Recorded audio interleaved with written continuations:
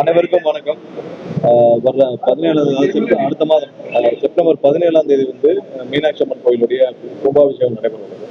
அது சம்பந்தமாக இன்று மாவட்ட ஆட்சியர், கார்பரேஷன் கமிஷனர் மற்றும் சிட்டி போலீஸ் கமிஷனர் மற்றும் அனைத்து துறையினரும் இபி எல்லா துறையினரும் இன்னைக்கு ஒரு மொத்தமாக ஒரு ரிவ்யூ நடத்தப்பட்டது.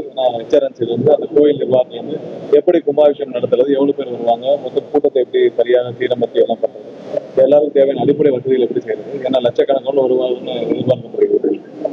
அது வந்து கூட்டத்தை எப்படி சரியாக முறையாக அவங்களுக்கு வந்து எந்த ஒரு பிரச்சனை இல்லாமல் சொல்லிட்டு இன்னைக்கு முழு ரிவ்யூ நடைபெற்றது.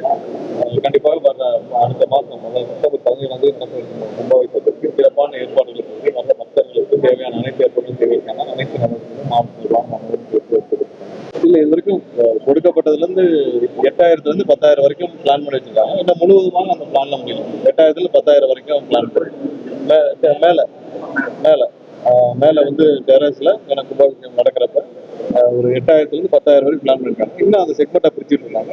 மற்ற தெருக்கள்ல எப்படி வந்து கூட்டத்தை வழி நடத்துறது, எப்படி கூட்டம் வந்து வெளியே போறது, உள்ள எவ்வளவு பேர் அனுமதிக்கிறது, எப்படி வந்து எக்ஸிட் பாயிண்ட் பண்றது, எல்லாத்துக்கும் சேஃப்டி அண்ட் ப்ரொடெக்ஷன் வேணும், எல்லாத்துக்கும் சிசிடிவி எப்படி கொண்டு வருது, எல்லாத்துக்கும் தண்ணீர்கள் அடிப்படை வசதிகள் செய்யப்பட வேண்டும், கார்பரேஷன் டெம்பரரி டாய்லெட்ஸ் அலைன் பண்ணணும். இது மாதிரி அனைத்து அடிப்படை வசதிகளுக்கு ஒரு ரிவ்யூ நடக்கிறது.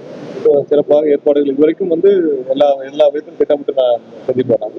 இன்னும் ஒரு வாரத்தில் கம்ப்ளீட் பிளான் வந்து வெளியிடப்பட்டு எல்லாமே வந்து எல்லா பப்ளிக்கும் முன்னாடியே பப்ளிஷ் பண்ணப்பட்டு கியூஆர் கோடு மூலம் வர்றவங்களுக்கும் கியூஆர் கோடு மூலமா ப்ராப்பராக வந்து ரோலுக்கு நம்மளா போட்டே இருந்து அவங்களுக்கு என்ட்ரி காசு கொடுத்து எந்த வித தவறும் நடக்காமல் பார்க்கிங்கும் நமக்கு தேவைப்படும். அதாவது 8000 வெஹிக்கிளாக பார்க்கிங்கு. அப்போ சுற்றி இருக்கிற வீடுகள்ல அந்த வீடுகள்லயும் மேல நிறைய பேர் ஏறிட்டு இருக்காங்க. வீடோட ஸ்டெபிலிட்டி எப்படி இருக்குன்னு பார்க்கணும். நிறைய பேர் வந்து கூட்டங்கள் வந்து அந்த வீடுகள்ல மேலே ஏறி பார்க்கறேன்னு பார்த்துருக்காரு. ஸோ அது மாதிரி எல்லாத்தையும் வந்து இன்னைக்கு ஆலோசிக்கப்பட்டது. ஒவ்வொரு விதத்திலும் வந்து அனைத்து துறையினரும் அது குறித்து, ஏன்னா இபில இருந்து எல்லா துறையினரும் அது குறித்து விசாரிக்கப்பட்டு எல்லா இடத்துலையும் நிறைய இடத்துல எல்இடி டிவி வச்சு திரையில வர முடியாத பார்த்து இருக்கும். மற்ற இடங்கள்ல எல்இடி திரை ஆலோசனை பண்ணி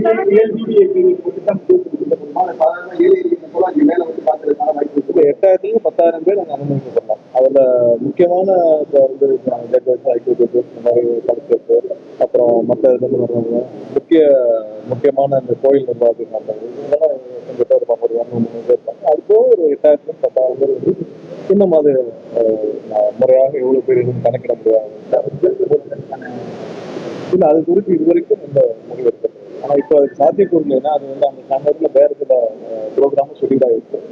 ஏன்னா ஏற்கனவே கூட்டம் அதிகமாக இருக்கிற இடத்துல முதல்வரும் வருவது இன்னும் கூட்டத்தை அதிகரிக்கும். ஸோ அதனால அதுக்கான சாத்தியக்கூறல் இப்போ வரைக்கும் இல்லை. இல்ல இந்த உதிலியம்பாறை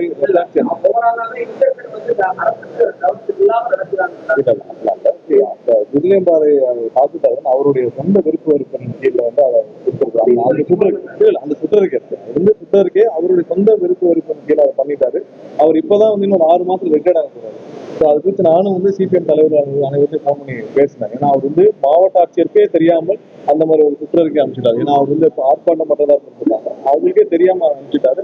உடனே திரும்ப பெறப்பட்டு அவரும் இடமாற்றம் பண்ணிட்டு அவருக்கு அது குறித்து அவர் மீதும் தேவையான நடவடிக்கைகளும் எடுக்க பரிந்துரைக்கப்பட்டுள்ளது. மற்றது அதே மாதிரி தான். அது வந்து அரசாங்கத்திற்கு எந்தவித இந்த மாதிரியான இதுவும் இல்லை. ஒரு சில பேர் வந்து அது தவறான அந்த மாதிரி அனுப்புறாங்க. மற்றபடி அது வந்து உதிலியம்பாறையில உடனடியாக நாங்கள் திரும்ப பெறப்பட்டு அதுக்கான நடவடிக்கைகள் இருக்கு.